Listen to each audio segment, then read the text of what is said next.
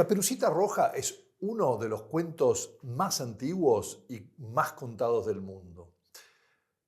También es uno de los más mal leídos o menos bien leídos. La mayoría de los adultos lo conocen como una historia sobre un lobo malo y una niña despistada pero buena, y se la leen a sus hijos como si fuera una advertencia sobre no hablar con extraños, porque son peligrosos, y eso no está mal, pero se queda como en la superficie del cuento. Debajo de esta historia hay una pregunta sobre la obediencia.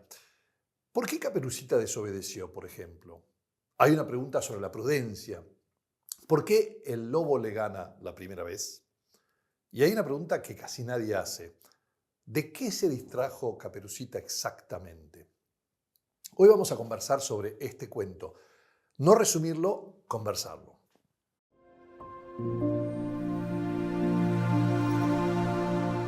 A ver el cuento como lo conocemos. Por si alguno necesita refrescar la memoria, Caperucita Roja recibe de su madre el encargo o el mandato de llevar comida a su abuelita enferma. Para ello, le da instrucciones clarísimas. Ir por el camino directo, no distraerse en el bosque, no detenerse y no hablar con extraños. Caperucita sale, encuentra al lobo en el bosque. Lo encuentra porque se distrae juntando flores. El lobo le pregunta dónde va. Ella le dice que va a lo de su abuelita, obviamente. El lobo, astuto, se adelanta, entra en lo de la abuela, se la devora, se disfraza con su ropa y la espera. Caperucita llega y el lobo se la devora también. Según la versión de Perrault o la versión de los hermanos Grimm, la cosa termina diferente. En una llega un cazador y la salva y en otra no llega nadie. Eso es lo que pasa. Lo que nos interesa no es el qué, sino el por qué pasan estas cosas. Vamos a la primera pregunta sobre la obediencia. ¿Por qué Caperucita no obedeció? Esa sería una pregunta que le podés hacer a tus hijos. No le preguntamos al chico para que repita que hay que obedecer y siempre hacer caso. No, le preguntamos porque la respuesta es más interesante que la pregunta. Caperucita no desobedeció por maldad. Ella no tenía un gramo de maldad o de malicia. Tampoco por rebeldía. No era rebelde. Desobedeció porque encontró algo en el camino que le pareció más urgente, más atractivo, más bello, más razonable que la instrucción recibida. Habló con el lobo porque el lobo le preguntó. Recogió flores porque le llamaron la atención y una niña que la belleza la atraía. En ningún momento pensó que estaba haciendo algo mal. Y eso es exactamente donde está el peligro. Aquí el adulto podría preguntar, ¿hubo alguna vez en que vos obedeciste una regla sin entenderla? ¿Y alguna vez que la rompiste no porque quisieras hacer algo malo, sino porque algo te pareció más interesante o más importante en el momento? Es que la obediencia ciega obedece sin entender. La desobediencia impulsiva actúa sin pensar. Lo que la historia propone, sin decirlo, es una tercera vía o una tercera cosa. La obediencia inteligente, la que entiende por qué existe la regla y por eso la aplica incluso cuando no hay nadie mirándote. Caperucita no tenía este último camino. No porque fuera mala, simplemente porque era imprudente. Y aquí se puede introducir, según la edad del chico, la distinción clásica entre la ley como mandato externo y la ley como razón interna o internalizada. Santo Tomás lo llama la ley natural, escrita en el corazón, ¿no? No es que alguien te diga que no hagas daño, no. Es que entendés por qué no hay que hacer daño. La pregunta no es, ¿obedeció o no obedeció? Sino, ¿entendía lo que obedecía? Nota para los adultos. Esta distinción entre obedecer por miedo al castigo y obedecer porque se comprende el bien es central en la tradición moral católica. No hace falta nombrarla técnicamente. Basta con que el chico la sienta en la conversación que está esa distinción. Y vamos a la segunda pregunta, la de la que habla la prudencia, ¿no? ¿Hizo algo malo Caperucita cuando le habló al lobo? Esta pregunta incomoda a muchos adultos porque instintivamente quieren decir que sí, pero pensada con cuidado, la respuesta no es tan clara. Hablar con un desconocido o no hablar con un desconocido no es en sí algo malo. No todo desconocido es malo. Depende de quién es este desconocido, de qué le decís, en qué contexto lo rodea la conversación o lo hablas. Lo que Caperucita hizo mal no fue hablar en sí, fue revelar información que no debería haber revelado. Fue revelársela a alguien cuya intención ella no conocía y en un lugar donde no había protección. Y todo esto lo hizo porque obviamente es joven y no tiene experiencia. Y eso no es maldad, es imprudencia. Esta es la razón por la cual en los más chiquititos la obediencia suple a la prudencia, pero construye hacia la prudencia. Por eso es que es tan importante esta conversación y estas historias son disparadoras, son buenas porque son disparadoras de este tipo de conversaciones. La prudencia, lo que Aristóteles llama phronesis, no es cobardía ni exceso de cautela. Es en el medio, es la capacidad de leer la situación correctamente y actuar en consecuencias. El prudente no teme a todo, discrimina, sabe cuándo el riesgo es real y cuándo no, sabe cuándo hablar y cuándo callar. Caperucita, en este caso, no leyó la situación bien. Vio un interlocutor amable y respondió como si estuviera en casa. No detectó la señal de peligro, no porque el lobo fuese invisible, sino porque no sabía qué señales buscar. Así que la pregunta que puede seguir a esta es, ¿cómo se aprende a leer una situación? ¿Nació Caperucita sin esa habilidad o nadie se le enseñó? Y esta es una pregunta de causa y una pregunta de circunstancia al mismo tiempo. Y abre algo crucial. La prudencia no es un talento innato, no, se adquiere con experiencia. Es una virtud que se aprende con un hábito todos los días. Se practica, se forma con el tiempo, con la experiencia, con ejemplos, con errores y con corrección. La madre Caperucita le dio una regla, pero no le explicó por qué. Y una regla sin razón forma obediencia, no prudencia. Ella le podría haber mencionado que en el bosque viven lobos y que los lobos nunca son buenos para unas niñas como ella, por ejemplo. En fin, para el adulto. La phronesis aristotélica es exactamente la virtud cardinal que Santo Tomás llama la prudencia. En un contexto de educación cristiana, este es el puente natural entre el cuento y la formación moral. No hay que forzarlo, emerge solo de la pregunta correcta. Así que vamos a la tercera pregunta, que es la de distracción, ¿no? La pregunta sería, ¿de qué se distrajo Caperucita? La respuesta obvia es, y se distrajo juntando flores, de la conversación con el lobo también. O sea, la pregunta más interesante sería, ¿por qué esas cosas la distrajeron? No porque Caperucita fuese especialmente frívola, para nada, sino porque las flores son verdaderamente bellas y todo niño inocente tiene atracción hacia la belleza. Y el lobo actuó verdaderamente amablemente. O sea, la distracción no vino de algo malo en sí, vino de algo bueno, mal ordenado. Las flores son buenas, el bosque es bello, la conversación con un desconocido puede ser enriquecedora.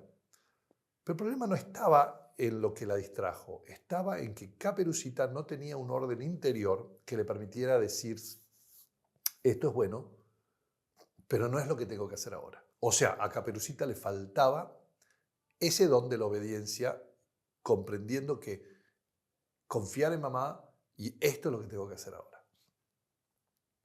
Y esta distinción vale la pena charlarla, ¿no? Acá se puede introducir con palabras simples, por ejemplo, la diferencia entre el bien en sí mismo y el bien ordenado.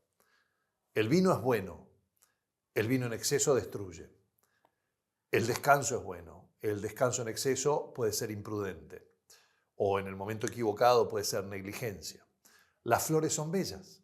Recogerlas mientras tu abuela enferma espera sobre todo una medicina, es una forma de olvido. ¿Y qué tenía que recordar Caperucita entonces para no distraerse? ¿Qué le faltó en la cabeza, no en los ojos? Lo que le faltó es comprender el fin. tener el fin en mente. Había salido con un propósito, pero se lo olvida en el camino. Se distrae y cuando perdiste de vista el fin, cualquier cosa buena se convierte en una distracción. Esto nos pasa todo el tiempo, sobre todo cuando educamos. Perdemos de vista el fin y todo se convierte en urgencias y las urgencias me paso el día apagando fuegos y no estoy pensando en el fin de lo que estoy haciendo. Pero podemos llevar al chico un poco más lejos. Preguntarle, ¿vos te distraes con cosas importantes? ¿Cuándo? ¿Y con qué? ¿Y por qué con eso y no con otras cosas? Y esta pregunta traslada el cuento a la vida de tu hijo o del chico, sin moralizarlo. No le decís, sos como Caperucita. Le preguntás si se reconoce en el cuento. Esa diferencia es enorme y el niño solo te va a decir que a él le pasa lo mismo, o no. Y esto para el adulto, la pregunta sobre el fin, o el telos de la teleología, es el corazón de la ética aristotélica y tomista.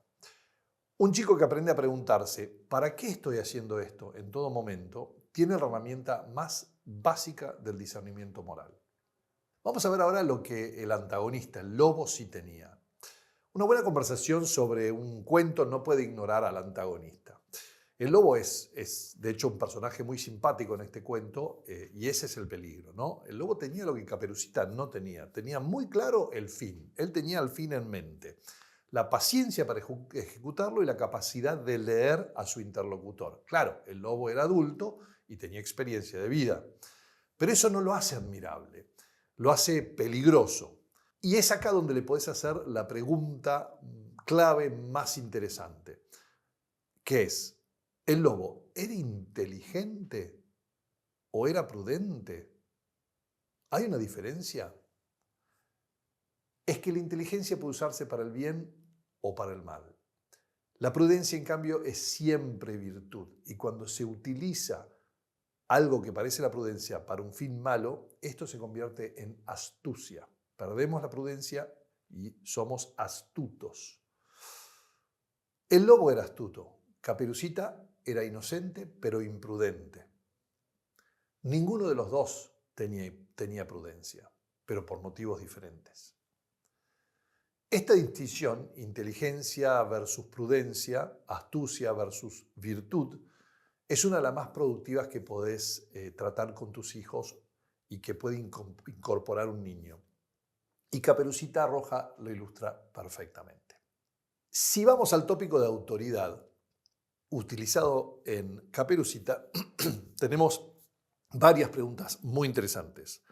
El de la autoridad y la comparación nos pueden dar dos versiones canónicas del cuento que terminan diferente. Si vamos a la autoridad del autor, Perrault, en la versión francesa del siglo XVII, concluye la historia con todos muertos, pues no hay cazador. Caperucita y la abuela mueren, la moraleja es explícita, es brutal, las niñas que hablan con extraños en los bosques terminan siendo comidas por extraños, el cuento es una advertencia sin redención.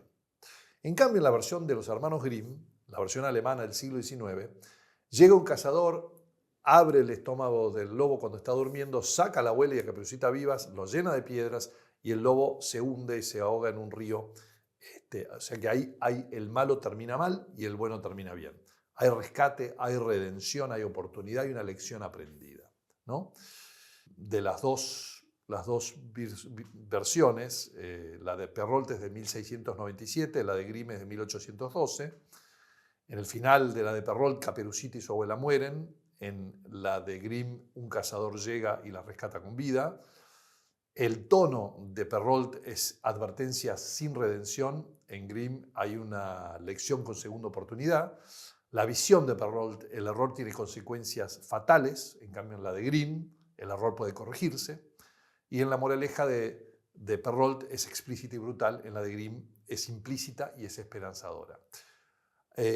A mí no me gustan las moralejas, yo no las incluyo en los cuentos, las historias, porque creo que los chicos son inteligentes y deben identificarse. Porque el problema de introducir una moraleja es bajarle línea al niño, es utilizar el cuento, algo bueno, bello, verdadero, para bajar línea. Y eso termina arruinando el deseo de los niños de leer cuentos, porque siempre van a sospechar que vos estás detrás de bajarle una regla más. Así que, ¿qué versión preferís vos? ¿La leíste? ¿Y por qué? Te leo en los comentarios, obviamente, ¿no? Pero ¿qué dice cada final sobre cómo ven el mundo los que escribieron esta fábula? Esto es una pregunta de autoridad y de comparación al mismo tiempo. La podés usar con niños mayores, con niños de secundaria. Y abre algo que va más allá del cuento. Cómo la misma historia puede transmitir visiones del mundo muy diferentes entre sí, según quién la cuente y con qué fin, ¿no? Y para el adulto, te digo, para un contexto cristiano, se puede preguntar qué versión resuena más con una visión o cosmovisión cristiana del mundo, ¿no? Que incluye la misericordia, la redención, fraterna, la posibilidad de una conversión, la actuación de la providencia en la vida, porque siempre el rescate llega. La respuesta no es obvia. Y eso es exactamente lo que hace esta pregunta muy valiosa. Además, como autoridad siempre podés ver, bueno, en esta instancia, en esta historia, no hay una autoridad interna, pero también acordate que en muchas historias hay un testigo. Por ejemplo, Caperucita fue testigo de lo que hizo el lobo y el lobo de lo que hace Caperucita, pero nadie más es testigo porque a partir de ahí ni la madre ve lo que hace Caperucita, ni la abuela ve lo que hace Caperucita y el lobo, porque la abuela termina comida en ambos cuentos.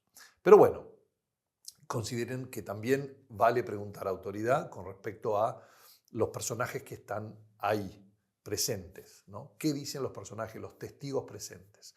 Y también qué dice los comentaristas, no solo los autores, sino que hay comentaristas según los siglos, según las épocas, etcétera, que pueden comentar sobre una historia y marcar cosas, ¿no? que pueden valer la pena discutir. Así que bueno, Caperucita Roja tiene quizá 200 palabras en su versión más corta. Y en esas 200 palabras hay una teoría de la obediencia, una descripción de la imprudencia, una anatomía de la distracción y una pregunta sobre el fin de las cosas o de las acciones humanas. No porque el cuento sea un tratado filosófico disfrazado, sino porque los buenos cuentos siempre incluyen todas estas cosas o verdades reales sobre la experiencia humana. Y cuando un adulto sabe hacer las preguntas correctas, esas verdades emergen solas en la discusión que sigue a las preguntas. Nos vemos en el próximo video.